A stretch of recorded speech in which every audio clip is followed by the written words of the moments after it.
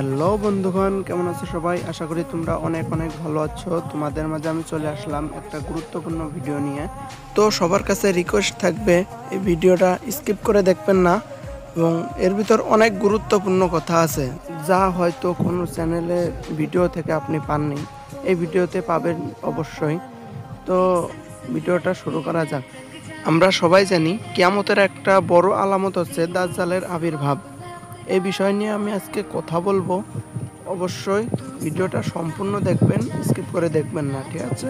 তো দাজ্জাল বললে আমাদের প্রথমেই মনে পড়ে তার একটা চোখ হবে, কপালে কাফের লেখা থাকবে, দানব আকৃতির হবে, এরকম আরও অনেক বিষয়ই মাথায় আসে।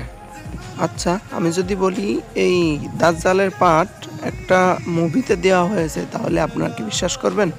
হয়তো অনেকেই বিশ্বাস করবেন আর অনেকেই বিশ্বাস করবেন না।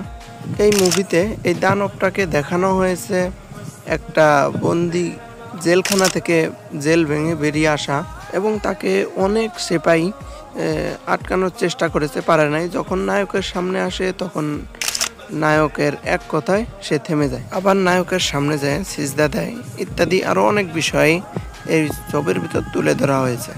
তো বন্ধুগণ, এসব ফিতনা থেকে সবাই বেঁচে থাকার চেষ্টা করবেন, ঠিক আছে? তো বন্ধুগণ, আমরা ভিডিওর শেষ পর্যায়ে চলে আসছি।